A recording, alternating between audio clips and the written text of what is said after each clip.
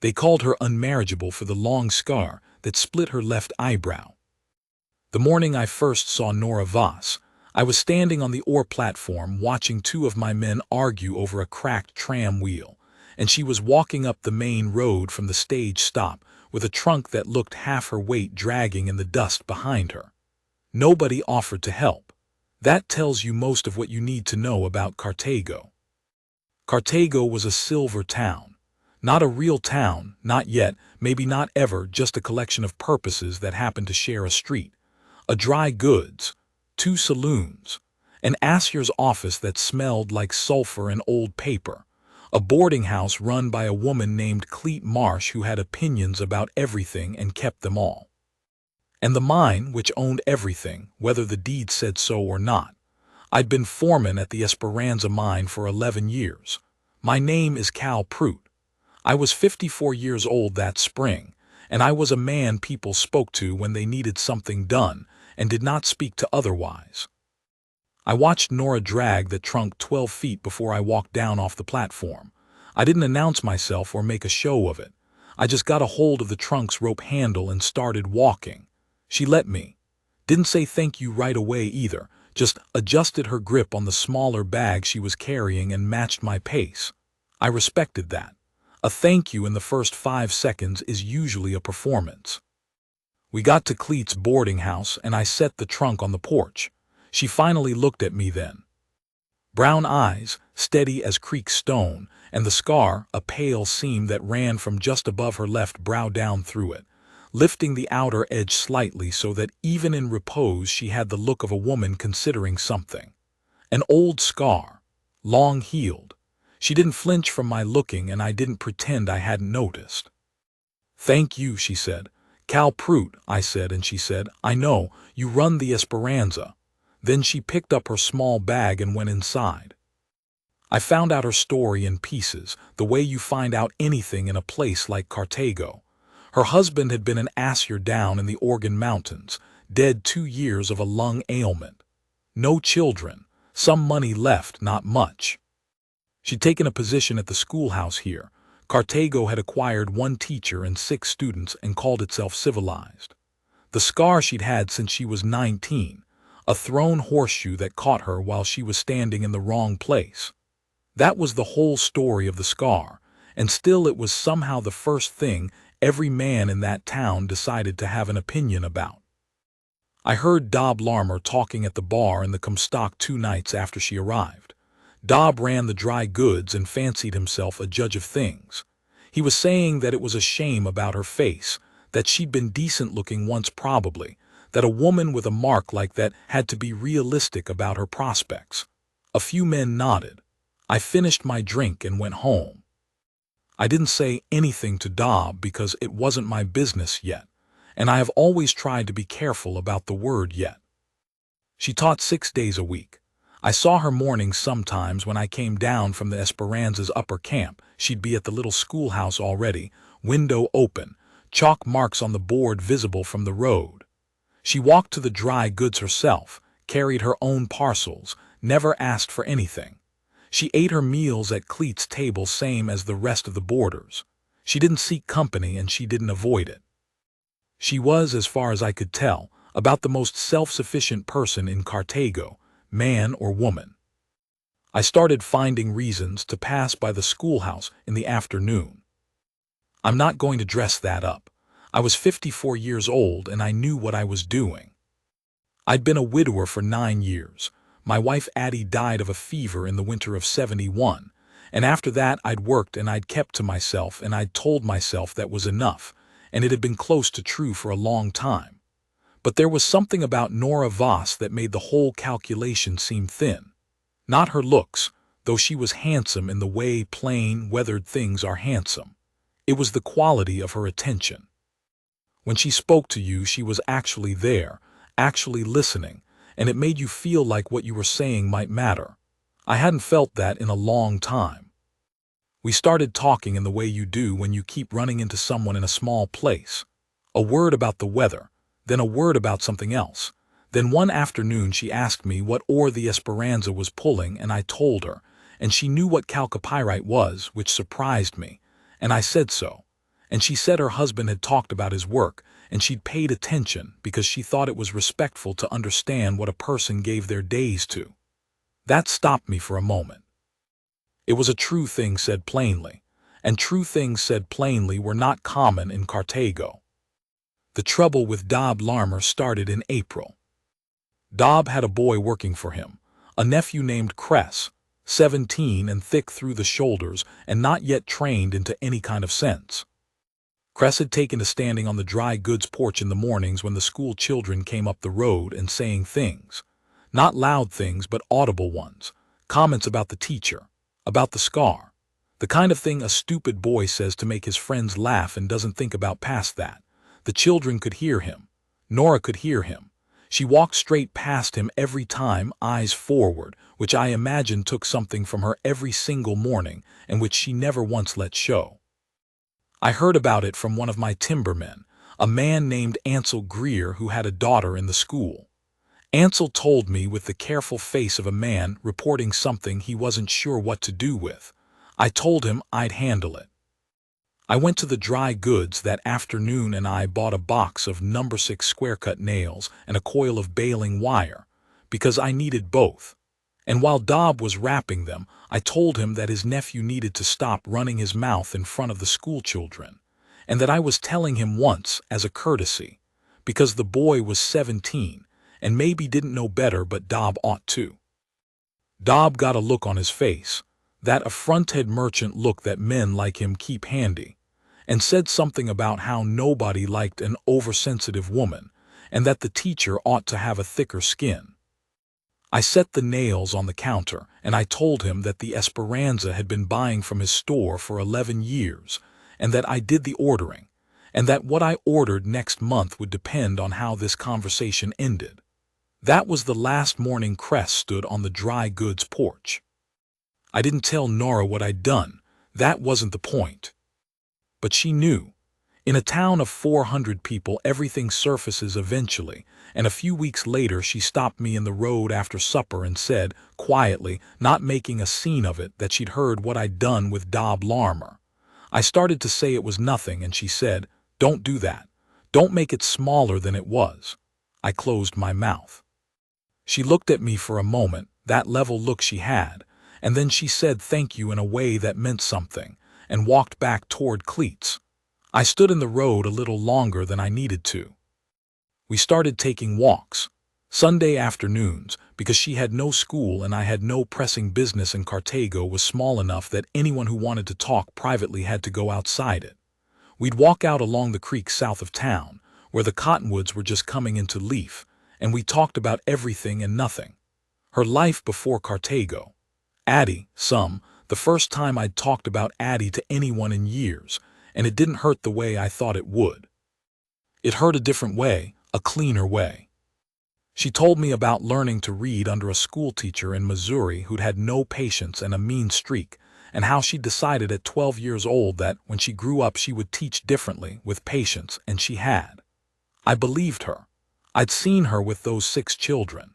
She had a way with them that was firm and kind at the same time, the way a good hand is with a young horse. She talked about the scar once, just once early on and only briefly. She'd been 19, working in her father's stable, and a mare had spooked and thrown a shoe, and it had caught her across the face and she'd gone down, and when she got up the groom was holding a rag to her head and the blood was down the front of her dress. She'd been engaged at the time, she said. The man had come to see her when the wound was still dressed, and 2 weeks later his family had written a letter, very polite, very sorry. She said it without bitterness, just as information. But she added dryly that she had later determined she was probably better off, and I said I tended to agree, and she laughed a real laugh, sudden and short, and that was the end of it. I started asking myself by May what I was doing, what I was building toward. I was 54. I ran a mine. I had a 3-room house at the edge of the Esperanza's upper camp, a good horse, and not much else worth enumerating.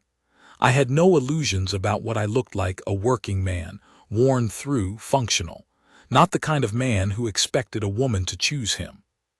I'd made my peace with that a long time ago, or thought I had. But I also knew, with the certainty of a man who has spent 30 years reading or samples, that Nora Voss was fine. Not fine the way men meant it when they were being generous. Fine the way something is fine that was made right down through, that holds its shape under weight. The scar was part of her face, and her face was part of her, and she was not less for any of it, not one particle, and any man who thought so was a fool measuring with a broken instrument. The thing with Chester Hale came in June.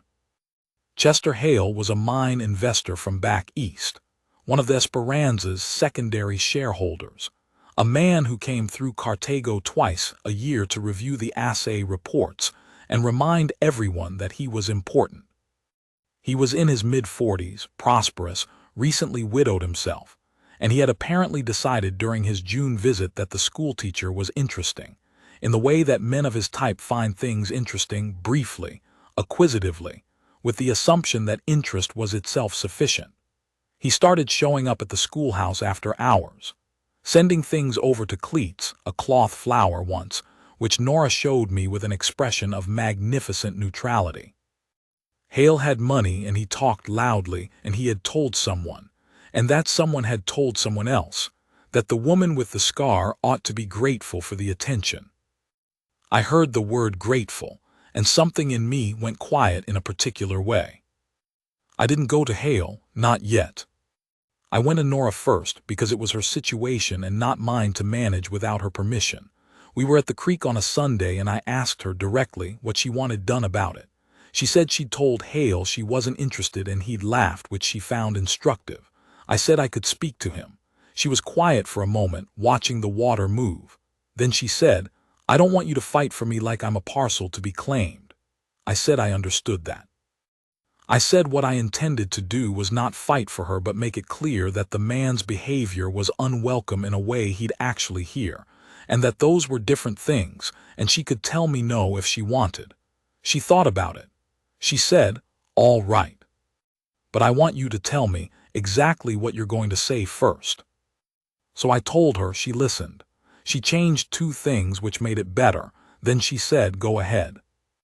I spoke to Hale in the mine office, with the door closed, with the mine superintendent, Georgie Bram, sitting in the corner as a witness because I'm not a foolish man. I told Hale that his attentions had been declined and that continuing them would be considered harassment of a schoolteacher under the employment of this town, and that as the senior operating officer of this mine I would be documenting the conversation. Hale's face moved through several things. He tried bluster.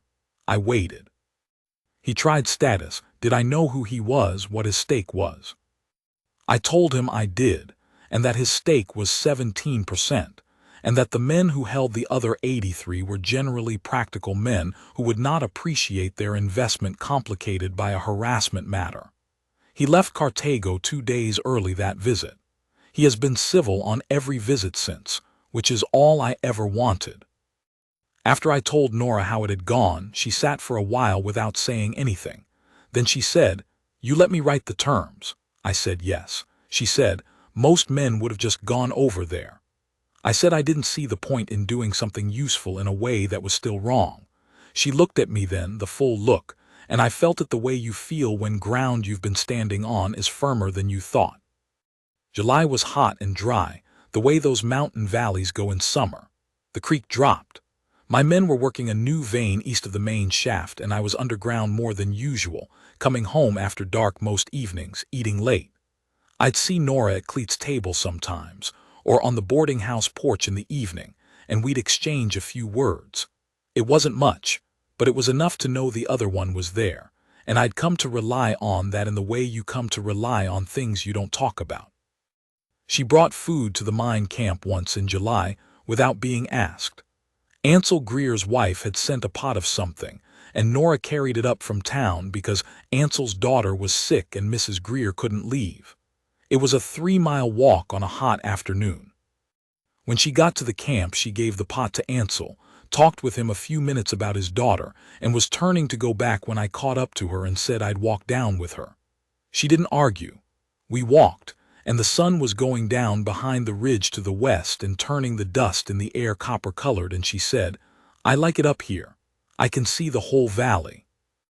I said I'd thought that the first morning I'd walked up to take the job, 11 years ago, and I'd thought it almost every morning since. She looked out at it, and I looked at her looking at it, and I thought, this is the thing. Not a grand thought, just a plain one. This is the thing I want to keep. I asked her in August. We were at the creek again, and the cottonwoods had gone dry gold, and the water was lower than I'd ever seen it, barely moving between the rocks. I told her I was 54 years old and a mining foreman, and I had a house that needed work and a horse that was getting old, and I was not a man with much to offer except that I would stand beside her every day, and I would not make her smaller, and I would earn whatever she gave me. I said it straight, no ornamentation, because that was the only way I knew to say anything true. She didn't answer right away. She looked at the water for a while, long enough that I thought I'd read everything wrong. Then she turned and put her hand flat on my chest, over the front of my shirt, and left it there. Her face was close, and I could see the scar up close, the way it lifted the edge of her brow, and I looked at it the same way I looked at everything about her, straight on, because it was part of her, and she was what I wanted. She said, "I've been waiting for you to ask since April." I laughed, which I don't do often. She smiled, a real one, not the polite one she kept for town. Then she said, "Yes. We were married in October.